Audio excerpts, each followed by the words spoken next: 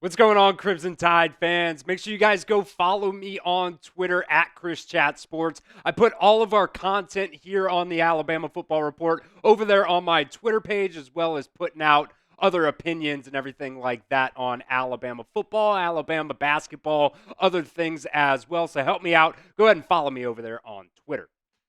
Coming up on today's video, we're going to talk transfer portal commitments that Alabama got last night. I say commitments, it was only one. But we're going to talk about that on today's show, at the top of today's show. And then Paul Finebaum also, I guess he didn't really say Kalen DeBoer was on the hot seat, but he definitely insinuated that he thought Kalen DeBoer was on the hot seat after this season. Also, going to talk about Ryan Grubb after getting fired from the Seattle Seahawks. Whether or not Alabama wants to bring him in as their offensive coordinator, obviously you'd either have to demote or fire Nick Sheridan, but I don't know if a lot of people out there really understand how Ryan Grubb calls plays, so I'm going to do my best, actually, to try to make a case for Nick Sheridan. Might get cooked in the comment section, but that's totally fine. That's all coming up here on today's video.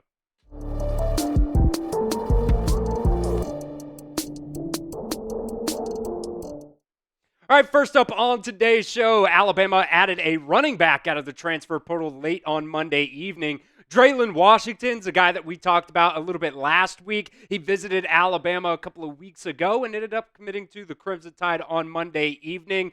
He's listed right now at 5'9", 225 pounds. So a little bit of a shorter guy, but definitely more of a bowling ball type running back. Can do some things in between the tackles for you. I think he can be a very good short yardage back for you as well. If he ends up getting some playing time for you, obviously, you're going to be six deep in the running back room now, which, I think is fine. You're still right now, you're sitting at 80 out of 85 in terms of your scholarship count. So, you're probably going to lose Jam Miller after this season. So he's got after next season, I should say. He's got 2 more years of eligibility left as well. So he's going to be another guy, barring him hitting the transfer portal again, that'll be around for the future, at least another season for Alabama.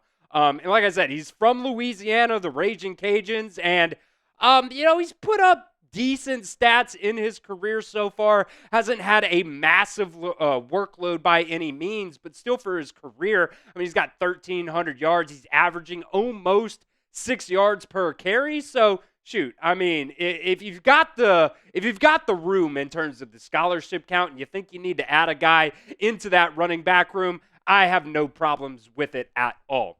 So that brings up right now 7 transfer portal additions for the Crimson Tide now. Now, when it comes to the scholarship count, you lost 23 players now to the transfer portal. You've lost now 11 players to the NFL draft, guys who have declared, still waiting on guys like Jamarian Latham out there. That brings that total to 34 total players lost. You brought in 22 players signing in that 2025 recruiting class, and now you also have brought in 7 more transfer portal additions, bringing that total additions number up to 29. So you're still, in the grand scheme of things, you're still 5 players short. So we'll see if there's any more transfer portal candidates that Alabama has out there. You still also have that spring transfer portal window. Guys can leave, but you can still also add some talent there as well. And I definitely think there are some position groups that Alabama definitely needs to add to, both on the offense and on the defensive side of the ball.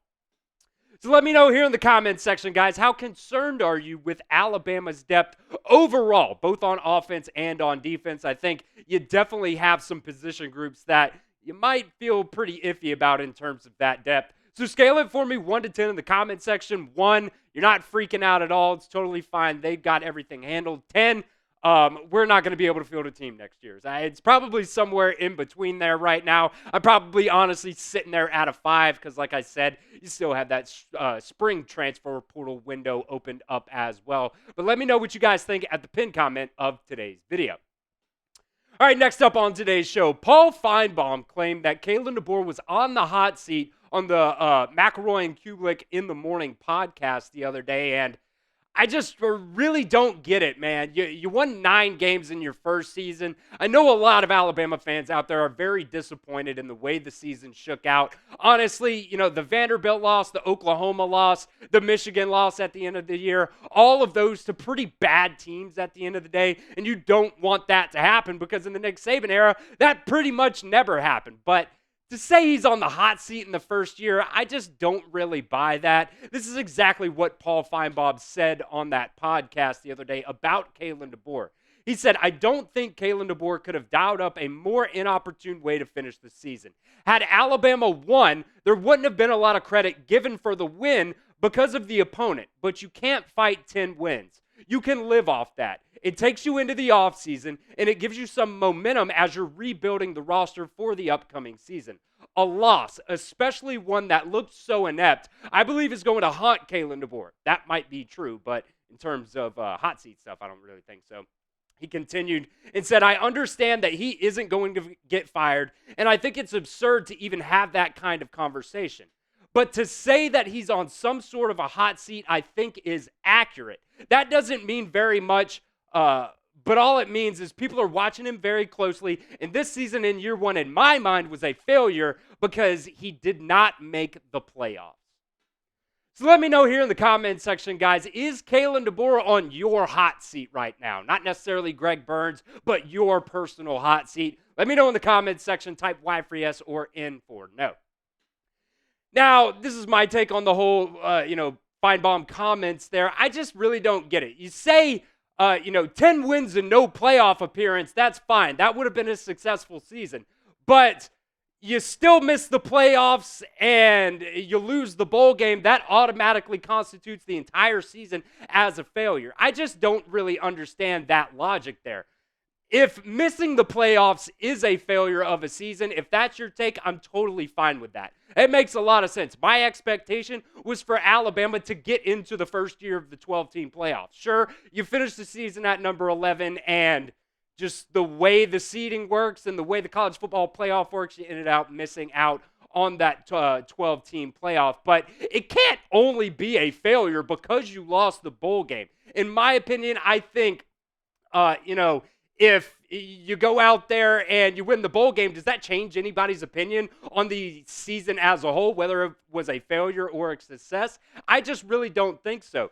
And so the opposite way to think about it here is, is the season a success if you would have won that bowl game?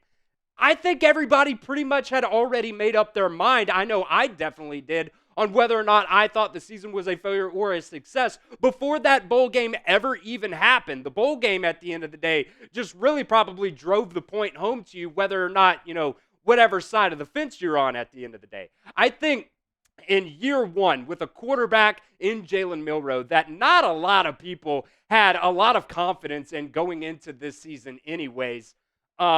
Look, what do you really expect them to do at the end of the day? It's a new system.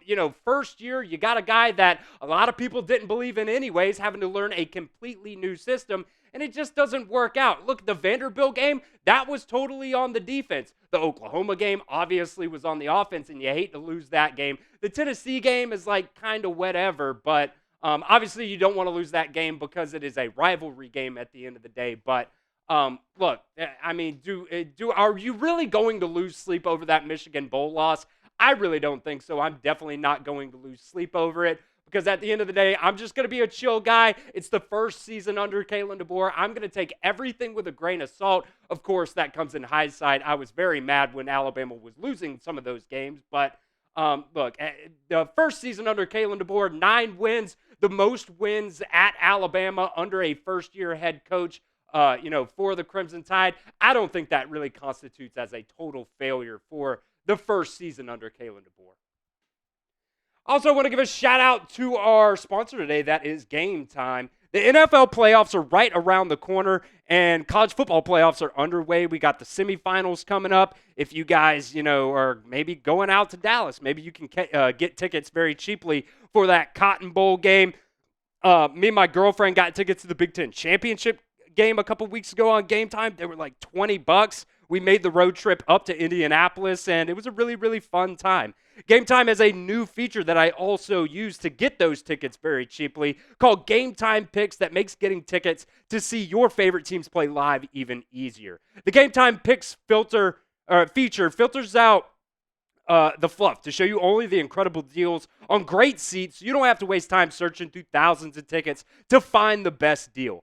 Prices on the Game Time app go down the closer you get to the start of the event. So if you want to go to a comedy show, Martin Lawrence is coming to Birmingham here in just a couple of weeks. You can go ahead and get tickets to the Reese Senior Bowl. A couple of Alabama players have already declared that they're going to be playing in that game. And Alabama basketball, look, they are definitely one of the best teams in the country right now. So if you get an opportunity, I would definitely go check them out. Take the guesswork out of buying tickets with Game Time. Download the Game Time app today, create an account, and redeem promo code CHATSPORTS for $20 off your first purchase. Terms do apply, but again, create an account and redeem promo code CHATSPORTS, that's CHATSPORTS, for $20 off your first purchase. That link is going to be in the comment section and the description of today's video. So download Game Time today. Last minute tickets, lowest prices, guaranteed.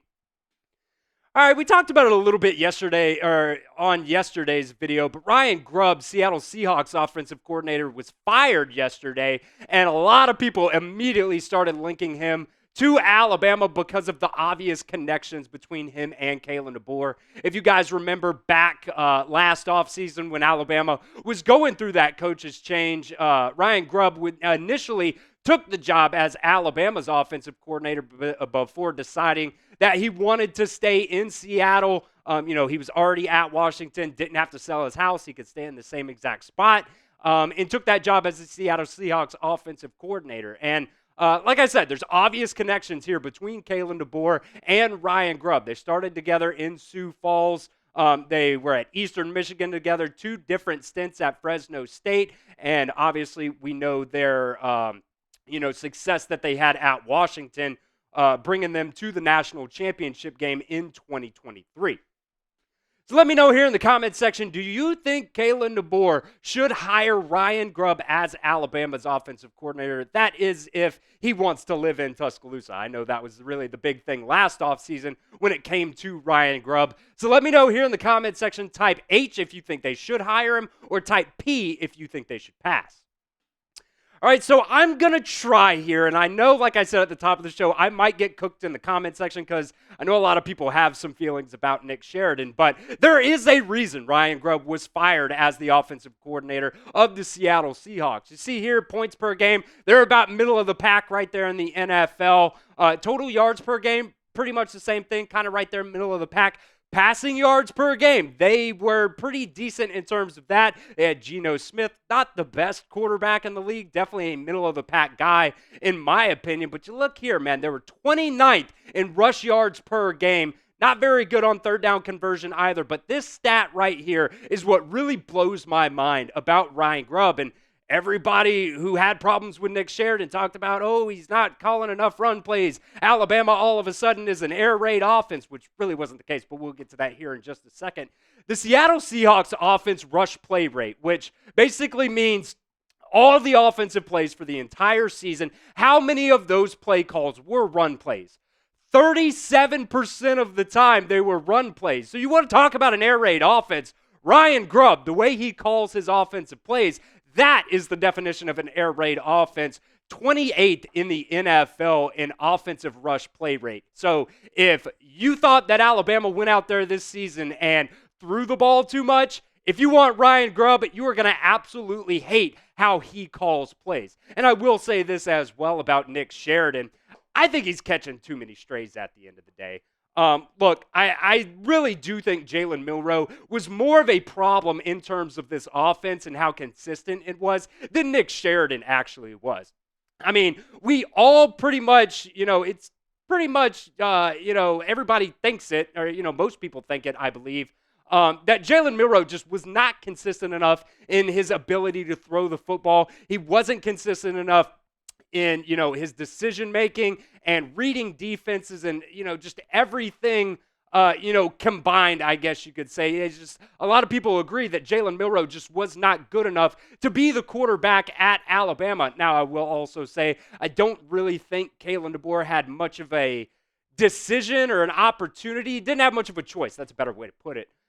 Whether or not to play Jalen Milroe at the end of the day, because he was voted as a team captain. He was one of those guys that kept a lot of players at Alabama when Nick Saban retired. And going back to this, Nick Sheridan calling plays, and a lot of people thought that, they called way too many run plays. This was actually Alabama's play calling this year. They actually ran the ball way more than they passed. I guess I shouldn't say way more in the grand scheme of things, only 80 more run plays. But what really made, I think, a lot of people think that Alabama was throwing the ball too much was because Jalen Milroe ran the ball like 180 times this year. And I'm fine with that kind of play calling if, it's on some of those third and shorts or, like third and goal from the 3 or something like that. Those plays, when you called those quarterback designed runs with Jalen Milroe, those were virtually unstoppable. But first, second down, you're calling those, designed quarterback runs.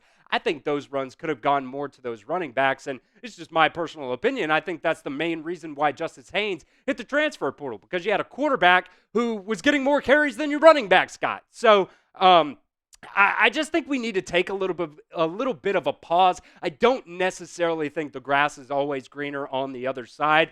Now, did Ryan Grubb have a lot of success with Kalen DeBoer, especially at Washington? Yes, he absolutely did, and they did a great job with Michael Penix, but just going and saying that Nick Sheridan was the main problem in terms of this Alabama offense this year, I just don't really think that really tells the full story here. So let me know in the comments section. You have to choose one. You cannot say B for both on this one. Who was the bigger problem with Alabama's offense? Type JM if you think it was Jalen Milroe, or type NS if you think it was Nick Sheridan.